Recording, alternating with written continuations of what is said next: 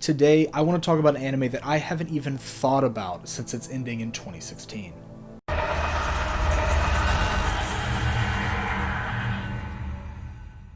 Kagewani is one of those seasonal shows where it's not like nobody watched it, it just feels like nobody's thought about it since. Then you go to Tomoya Takashima's Twitter, and there's tons of fan art and love for the show from Japanese fans that he's been retweeting. It's much like Yami Shibai in the way that it only gets discussed while it's releasing.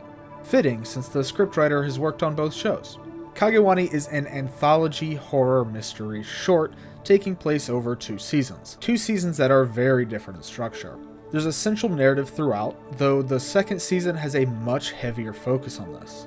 The first season felt a lot like Ultra Q, where there is a central cast of characters, but the kaiju is more the focus of the episode. Sometimes the main cast doesn't appear at all. Kagewani is clearly taking inspiration from the Ultra franchise and giving it a much darker twist, much like Neo Ultra Q did only 2 years prior. I can say this with confidence because, having silhouettes of kaiju on your credits scene with a swirly background is basically spelling it out. My favorite thing about Kagewani, and the most obvious thing, is the animation style. It's very reminiscent of paper puppets, akin to the style of Yami Shibai.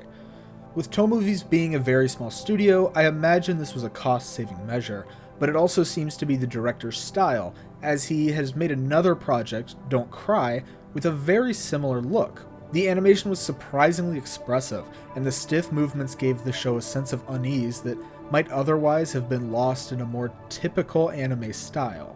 While I was watching, I was constantly reminded of Ultra Q, a show that is fairly old and has crude effects compared to today's standards. Regardless of the wires or obvious rubber suits, I was still able to believe in the world that was created within the show and be fully invested. There was never a time during my rewatch of Kagewani that I felt taken out of the experience by the crossfades used to convey motion. In fact, I was often impressed by the level of quality. There were many moments during the show that I thought about clipping to upload to Sakagoboru, not because I thought the animation was incredibly fluid or meticulously animated on ones, rather the animation was able to show the tone of the show in its entirety through a small 4-second clip. I've recently found somewhat of an end goal, something to do with my life, and seeing this director take this small team and what was available to him to bring his vision to life is incredibly inspiring.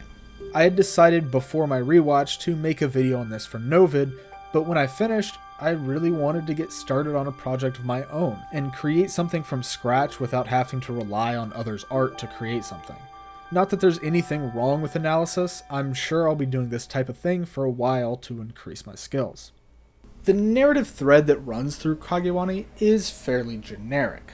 A professor is chasing after this, at first, unknown creature, and as the story unfolds, we start to learn why he's as invested as he is, and goes to the lengths he does to find and stop this kaiju.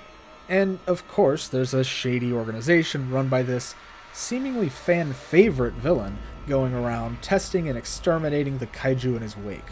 What sets Kagewani a step above other similar stories is the level of detail in the world building and the condensed scope. It knows what it's aiming for and doesn't add fluff to simply pad the runtime. What starts as seemingly unrelated incidents slowly start to merge together to form the larger picture, and we learn how these kaiju came to be. The show keeps the main narrative the center of everything instead of branching out and creating these stories that never get closure. Sure, some episodes don't have true resolutions, but they're not really meant for that. It's meant to show you this weird thing, and you'll find out later why it exists. Oh, and by the way, Ultra Q does this too. One of my favorite details is Bamba Sensei's job. He is a genius, an infamous genetic engineer, and this at first arbitrary detail is actually a great piece of foreshadowing to what we later learn about his past and the role he plays in the future.